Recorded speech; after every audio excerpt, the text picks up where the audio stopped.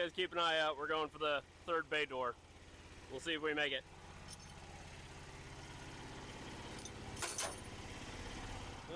Actually, I'm gonna steer.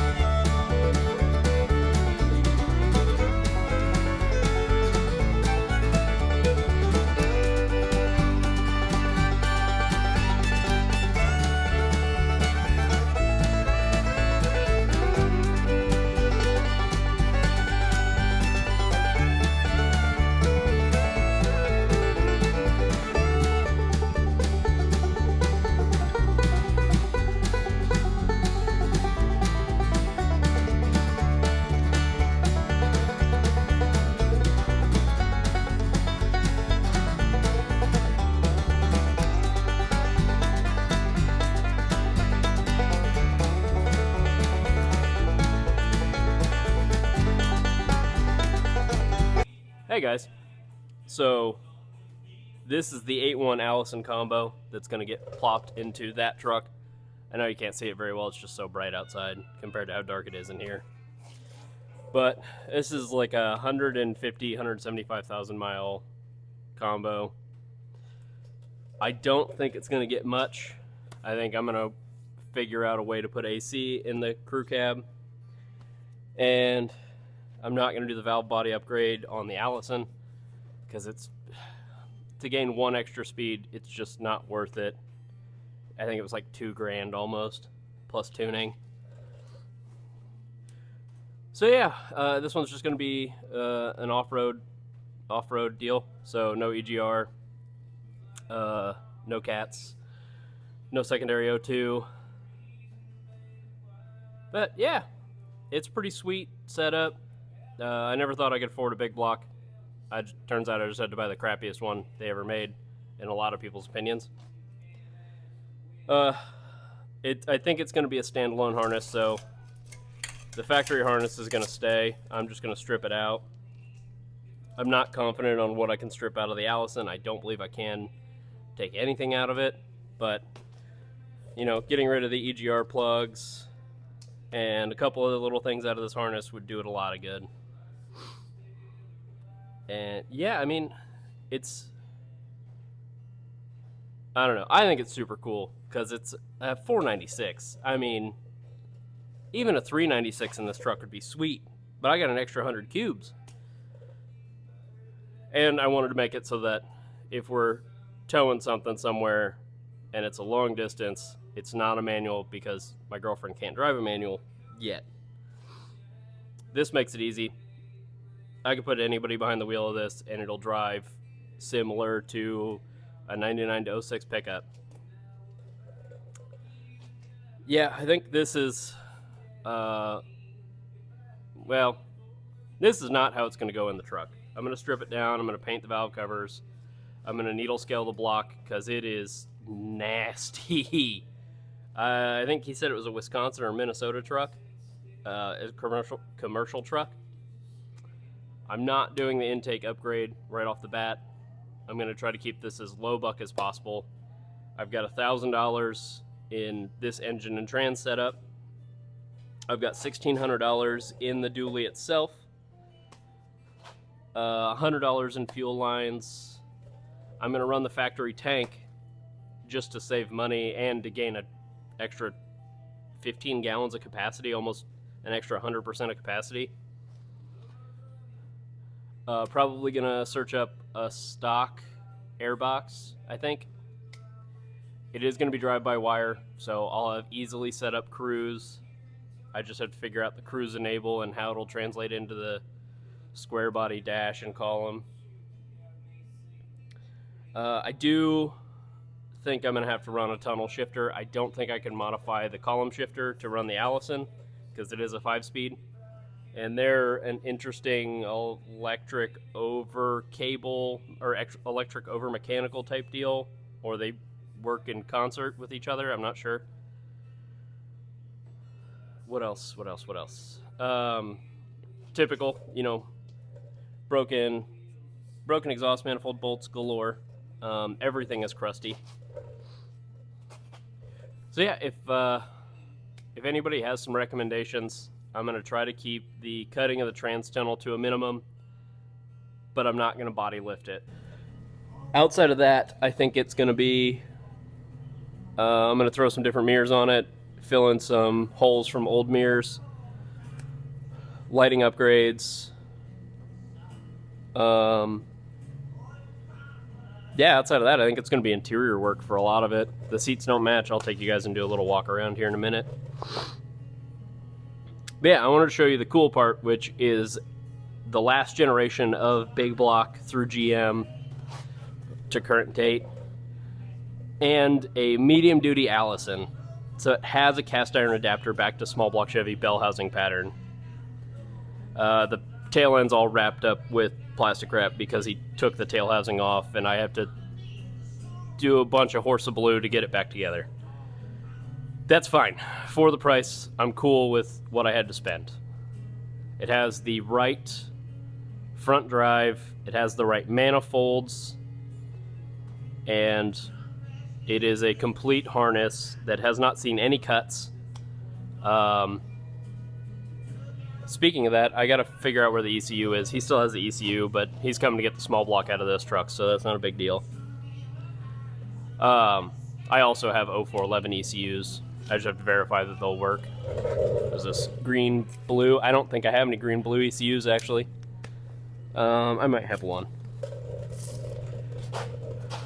But yeah, this is probably gonna be a daily driver that'll get 12 miles per gallon. I'm really excited about it. It's gonna be super cool. If anybody knows anything about these more than the small experience I have with a buddy's dad owned one, and I worked on a couple when I worked at the dealership, I'm super open to recommendations, things to look out for. If there is stuff that I should be doing while it's out of the truck, let me know. I'm just trying to keep it as low buck as possible, and having a combined like $3,000-$4,000 into that build would be really freaking cool. Okay, this is dumb and it's hot, but this is my '89 C30. Picked it up for $1,600, probably year and a half ago or so. I'm honestly not sure anymore. It is a South Carolina truck. It's got pretty minimal rust, factory rockers, factory cab corners. Steering obviously has just a little bit of play. It is, I don't know, rough would be a good descriptor for it. It was definitely used as a work truck by somebody for a while. Somebody with the last name Jones, apparently. But it's a factory crew cab long bed, and I'm super stoked to get the 8.1 in here and be able to cruise this thing later this fall, hopefully. Yeah, it's gonna need all the interior. Dash pad's obviously screwed, you guys can see that. And, well, I mean, all the glass is good in it, I think. Oh, it's scuffed up real bad. Yeah, all the glass is good in it. The seals are a little worse for wear. But, you know, no worse than the K20.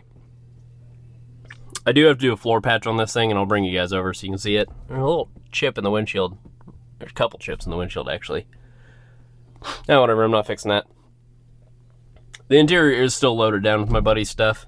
He never got it out before he brought it to me.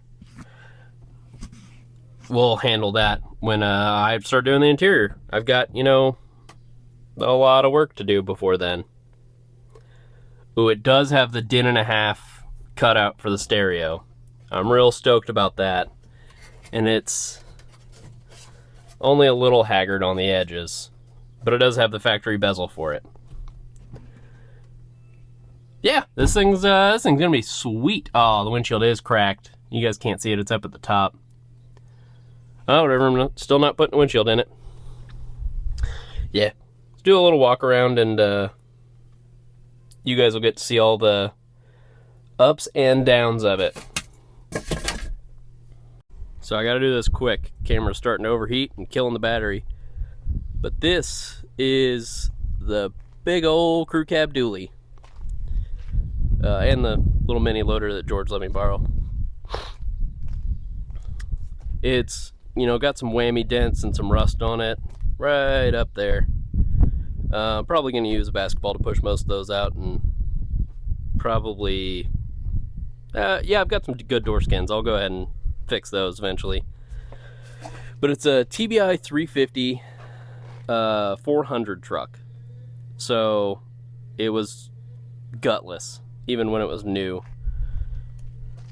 And you can see the missing grill a lot better like that. Sad to see it, but that's why I got it cheap. Yeah, let's open her up and you guys will get to see what she looks like. Bad. Floorboards are solid except for that one hole.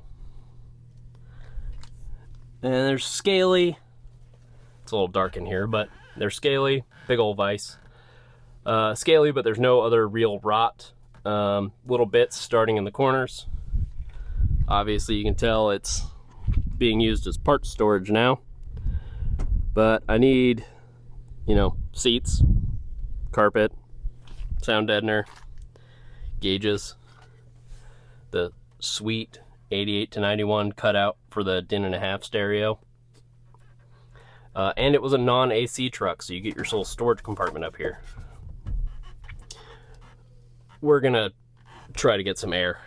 Oh, and no vents here.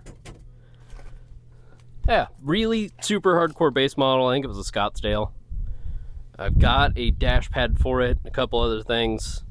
Really just hunting for seats and, well, good seats. And probably a rubber floor liner rather than doing carpet again. Yeah, sweet old truck. Get you guys a good side view of this, and so I can take a good picture.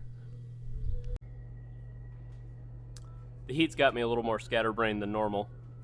Kind of bouncing around having to redo this bunch, but if anybody has any recommendations or things to look out for while I'm installing this, let me know.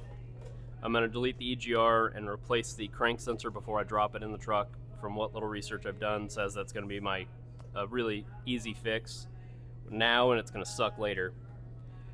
We're going to try to get the small block and Turbo 400 ripped out of that thing probably this weekend. It depends on a lot of my customer jobs and other stuff that's holding me up. But I'm going to push really hard on this one, at least getting it installed, because I can strip the harness out later. I could run it the way it is and just program the ECU. Also, what should I do for exhaust? I have boom tubes, which would be asinine and ridiculous. Or I could do dual 2.5, dual 3-inch, whatever. I'd like to go all the way out the back rather than dumping it at the axle or coming out the sides. I might 45 it at the end of the truck, but that'll be about it. And if anybody has parts for one of these, let me know, because I need a couple things, or at least a resource in where to find all these things, because I don't know where people are finding parts for these at. Yeah. Oh, and the grill. I need one of those really bad. I have the headlight pieces, or the headlight trim. I don't have any of the center parts. I don't have any of the hardware. None of it. It's an 89 C30 RV. I don't remember. But it's obviously the large single headlight. I would prefer to keep it that way. If somebody has a dual headlight core support that's complete, sure.